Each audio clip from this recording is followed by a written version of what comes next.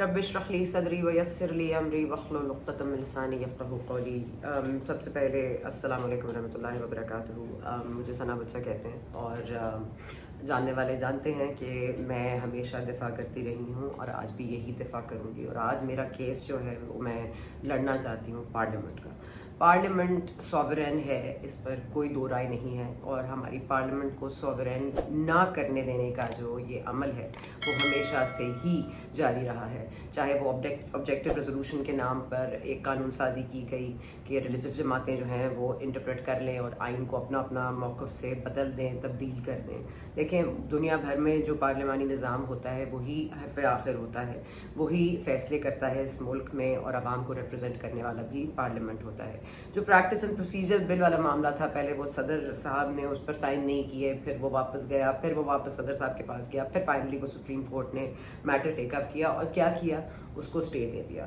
जिसमें हमें सबको याद है कि जस्टिस काजी फाइज़ ईसा का एक बुनियादी मौक़िफ़ था, एक डिसेंटिंग नोट भी उन्होंने दिया था, बड़ा वाज़ेह तौर पर अपना उन्होंने एक पूरा रवैया जो इसके हवाले से है उन्होंने उसको अयां कर दिया था। अब ज़ाहिर है क्योंकि चीफ जस्टिस ऑफ पाकिस्तान इस वक्त जस्टिस काजी फाइज़ ईसा है, तो प्रैक्टिस एंड प्रोसीजर बिल की जो आने वाला दिन है उसमें तमाम जो वकील प्रेजेंट थे जिन्होंने इस केस को रिप्रेजेंट किया है, जो इस पटिशन को सुनने में या सुनाने में मदद दे रहे हैं, पटिशनर के और सुप्रीम कोर्ट के फुल कोर्ट बेंच पे ये बात बार बार सामने आई। और कल की तारीख है जिसमें 25 तारीख को सब ने अपने अपने जवाबात, जो सवालात उठाए गए थे उनके जवाबात रिटन फॉर्म में जमा कराने हैं। उसके बाद ये 3 अक्टूबर को ये मामला जो है दोबारा उठेगा।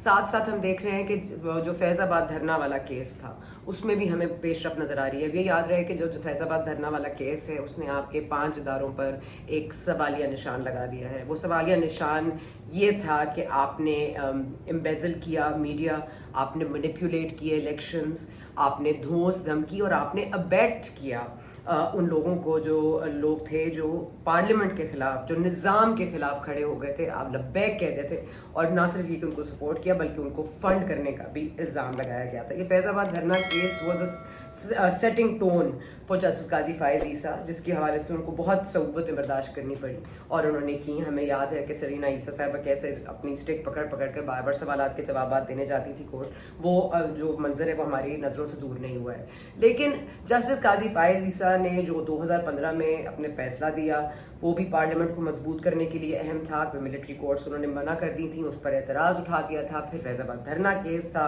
बड़ा ब्लैक एंड वाइट उन्होंने फैसला सुनाया था। जो बात हम बातों बातों में करते हैं उन्होंने बड़ा वाज़ेह तौर पर अपने फैसले में लिखा था। अब वो फैसले के जो पटिशनर्स जो उसके खिलाफ पटिशन लेकर आए थे, सबसे उसमें जो पेश है वो पाकिस्तान तहरीक इंसाफ थी। अब वो समातें जो हैं वो 28 सितंबर को सुनी जाएंगी। अब ये एक बहुत ही कोई मुल्क में एक बहुत ही टर्निंग पॉइंट आने वाला है। या तो इस मुल्क में अब सॉवरेन हो जाएगी पार्लियामान या फिर नहीं होगी।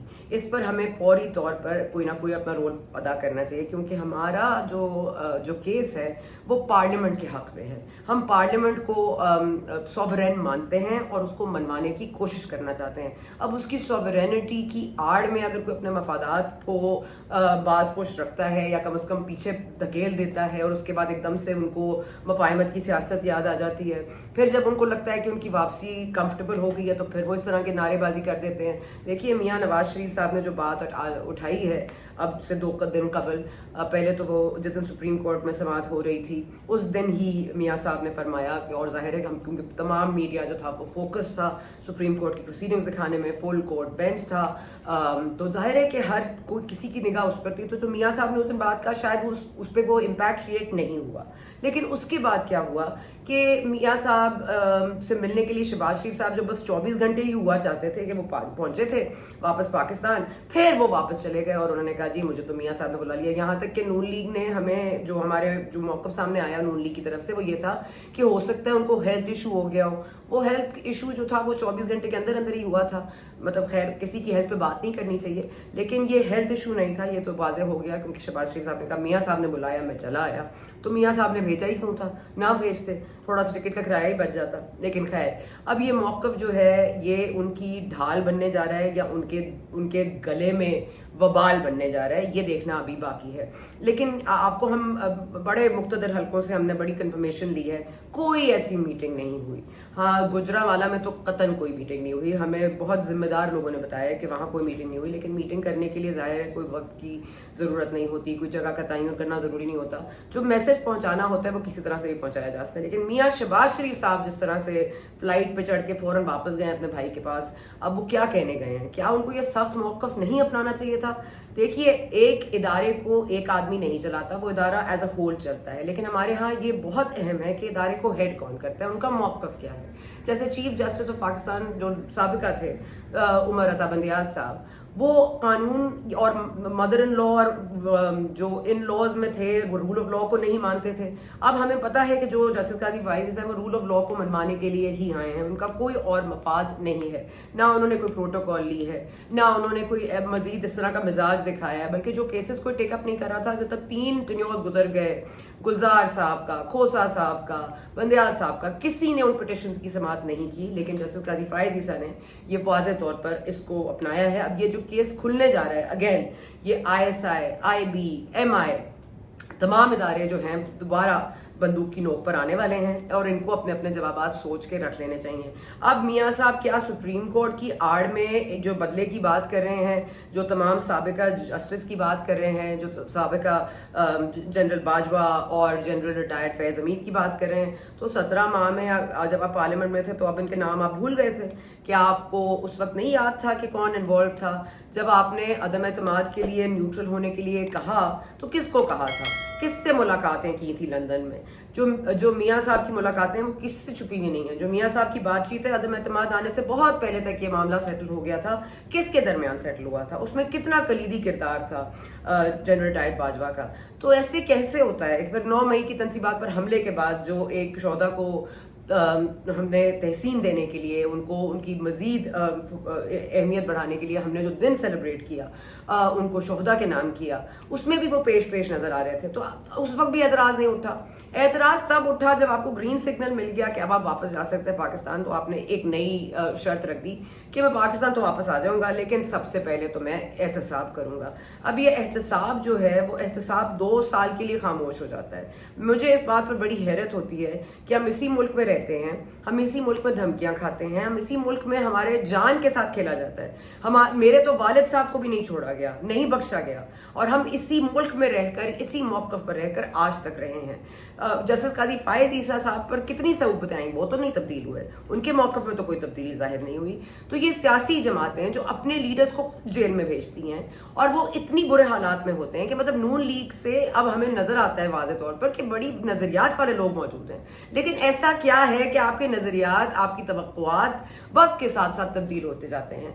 अब आपने कभी मुफाहमत की सियासत करनी है, कभी अग्रेसिव किस्म की सियासत करनी है, तो इस वक्त जो मियाँ साहब करने जा रहे हैं वो इस मुल्क की दुरुस्तगी के लिए नहीं है, वो दूसरों की दुरुस्तगी करने के लिए। सबसे पहले तो आप अपने आप को इंसाफ के कटहरे में पेश कीजिए। ये बड़ी अजीब सी बात है कि आप एक प्लेटलेट्स के हवाले से लंदन चले गए, उसके बाद आपका डॉक्टर आपको इजाजत नहीं दे रहा था। हम पिछले 8 माह से सुन रहे हैं कि लीगल मैटर, कौन सा केस खुलने जा रहा है, कौन सा केस खुलेगा, मियाँ साहब कब वापस आएंगे।